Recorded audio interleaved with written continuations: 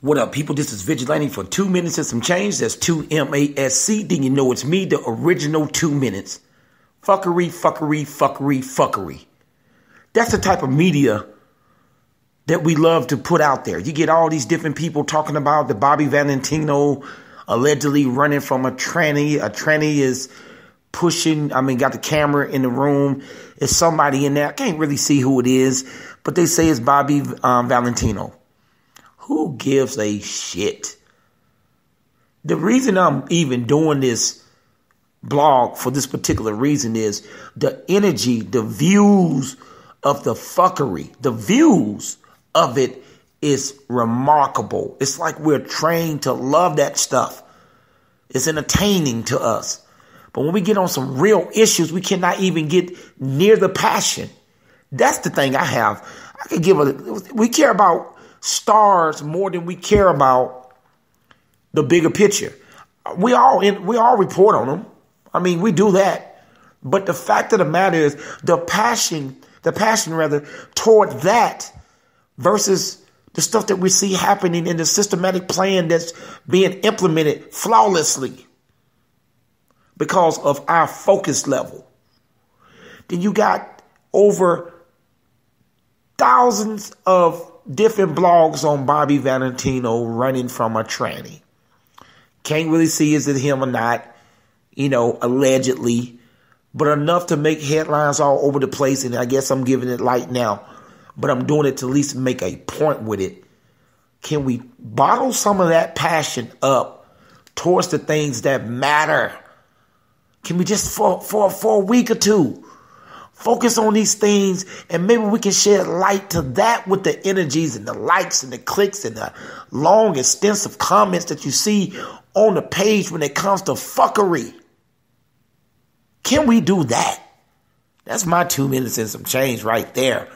It just don't make sense to me. I understand to get views and all that. I do. And I would do that all the time myself. I guess you make money. I guess. But I'm just saying, we can mix it up a little bit, can't we?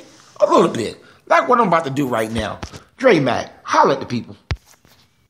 Yo, what's up? This is your man Dre Mac coming to you in the middle of 2 minutes of some change with your man Vigilante, only on iHeartRadio.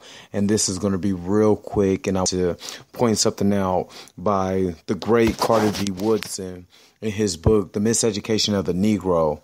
Something that always puzzled me, and Vigilante, you have said this on your show, is that when the black man, the Negro, the brother, he gets to a certain level, he actually leaves his people.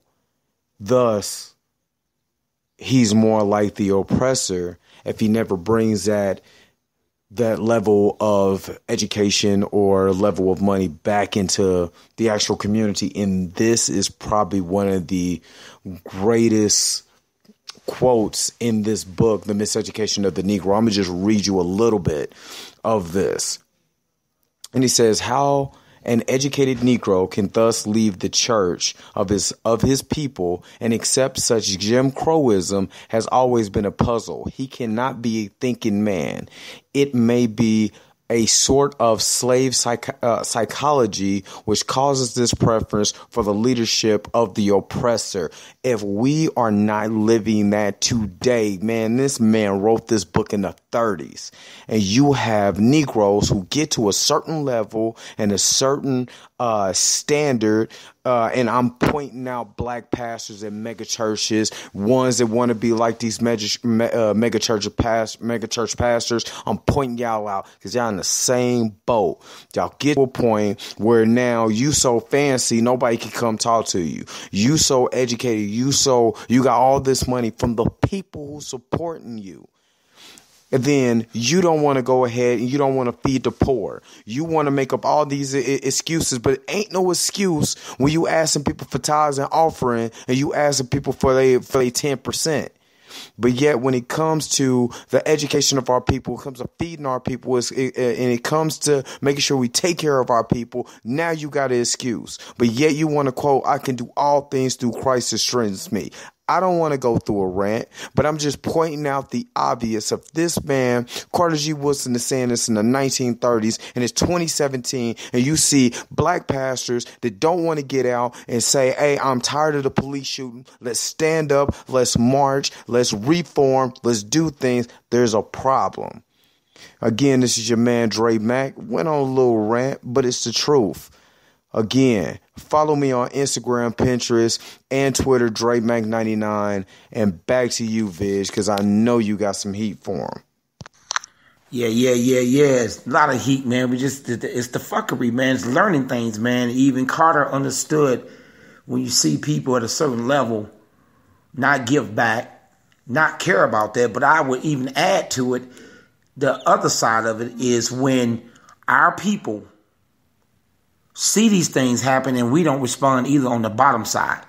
We don't protest and show and create unrest with the people that are comfortable. So you make comfortable people uncomfortable, so to speak, then you can get a lot of change. And I think that we have to wake up ourselves. But definitely, Carter G. Woodson definitely was on one.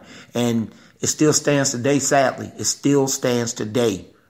But you know how it is. This has been Vigilante for 2 minutes and some change. We went over, but that was the change. Stop with the fuckery. Out.